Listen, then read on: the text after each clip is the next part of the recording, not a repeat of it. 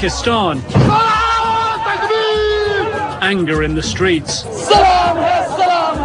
President Pervez Musharraf, a dictator caught in a vice between radical Islam and political reform. Is he an ally of the US and Britain in the war on terror, or an opportunist who is buying peace from terrorists? We uncover stories never heard, images never seen. Streets of Baghdad. On tonight, gang members are driving down this street. Then walked up. Deadly rips. You can hear and see the choppers. Now, Nic Robertson. Pakistan, the threat within. London, July 7th, 2005. Stop moving away from the area, please. The country is in shock. It's the deadliest attack on British soil since World War II. 4 British-born suicide bombers kill 52 commuters. 3 of the attackers are of Pakistani descent. 22-year-old Shahzad Tanweer is one of them. Born in the UK, Tanweer's family lived in Leeds, a sprawling city in the north of England. His father ran a popular fish and chip shop not far from their home. At school, Tanweer made a name for himself as an outstanding sportsman, excelling in cricket and soccer. So how could a seemingly normal boy with good parents become a suicide bomber? Just a few months before the bombings, this security photograph was taken at a Pakistani airport. So Pakistan is where I begin. One of the places Tanweer visited when he came back, according to intelligence sources, was this madrasa, religious school. Although inside, officials deny he was here. You are directly responsible for the problems in Palestine and Afghanistan and Iraq to this day. A year after the London bombings, Al Qaeda released Tanweer's suicide message. On it, Al Qaeda's number 2, Ayman al-Zawahiri, reveals that after going to a madrasa, Tanweer visited one of their camps, was trained in explosives, tutored in terror, and then sent back to Britain to complete the mission. The implication is clear. Al Qaeda is alive, well, and recruiting in Pakistan's religious schools. Shahzad Tanweer, may Allah have mercy upon him, was diligent in night prayers and infatuated with the Quran and would recite it often. My next stop, a secret location. I can't tell you where in order to protect my source. I've come to meet a man who used to live in Pakistan. He tells me he used to spy on Al Qaeda, but was ratted out. He fears for his life so much now, I can't even tell you which country I'm in, never mind which city. What he tells me contradicts Pakistan's stated policy to hunt down Al Qaeda. He says that back in 2006, Al Qaeda's number 2, Ayman al-Zawahiri, was informed ahead of time of a US plan to assassinate him. Did Ayman al-Zawahiri know this attack was coming? Had he been tipped off? Yes. He'd been tipped off? Yes. Who tipped him off? ISI. Pakistani intelligence tipped off Ayman al-Zawahiri. Because I've told you that they're playing a double game. That's incredible. A double game that also allowed Tanweer to train in Pakistan for the London bombings. I returned to Pakistan, to a village where Tanweer's parents came from. Hello, salam alaikum. Is there Mr. Tanweer here? A woman answers. For a few moments, it looks like she might talk. Can you give our son back? She is angry. She seems to blame us for Tanweer's death. He came here before the attack and I'm just trying to learn something.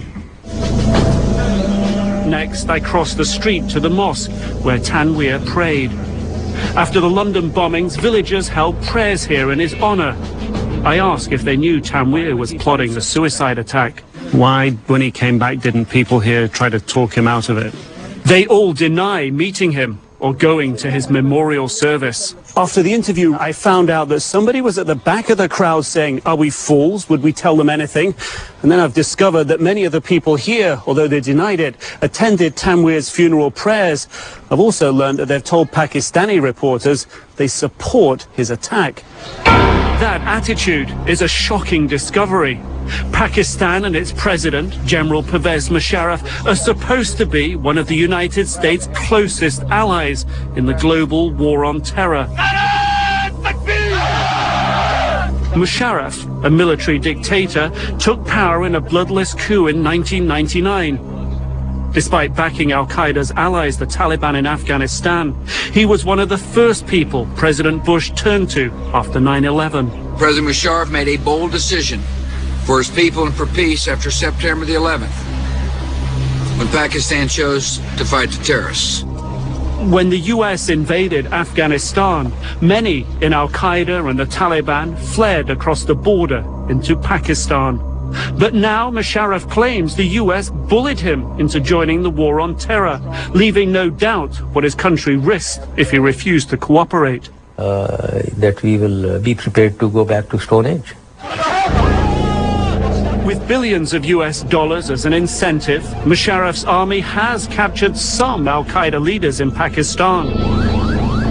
Yet Western intelligence agencies tell us that Osama bin Laden and his deputy, Ayman al-Zawahiri, are still inside Pakistan, or at the very least, slipping in and out. As I follow Shahzad Tanweer's trail, those claims seem to be confirmed. That's where Al Qaeda recruited him, in a Pakistani madrasa. When we come back, inside the madrasas, religious schools or incubators of hate.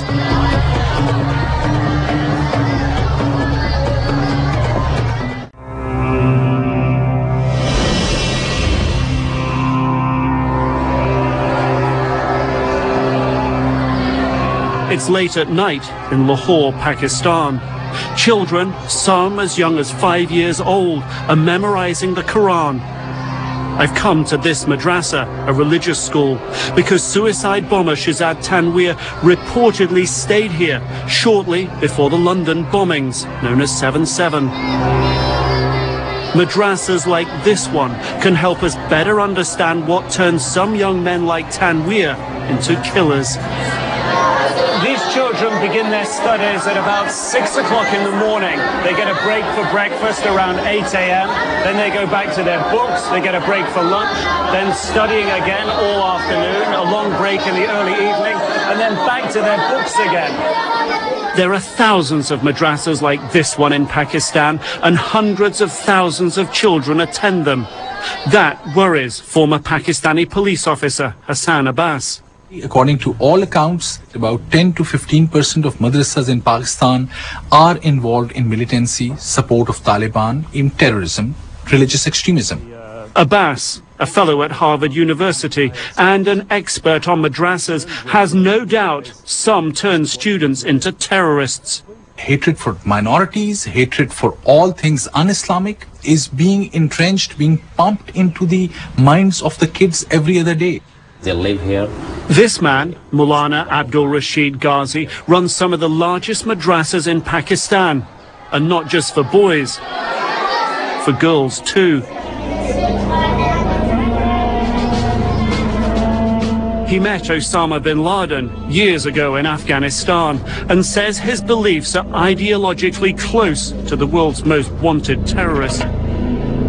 If they are coming here, Ghazi preaches that jihad, war with oneself and against Islam's enemies, is a basic tenet of the Quran. We have been asked by the government many times that you should stop teaching the chapter of jihad. So we tell them that we can't stop it because we cannot make any amendment in Islam. For decades, Pakistan's madrasas have been teaching Islamic holy warriors. Ghazi tells his students that America's war on terror is a campaign against all Muslims. If you talk about Afghanistan, yes, we say that American army can be attacked in Afghanistan and in Iraq.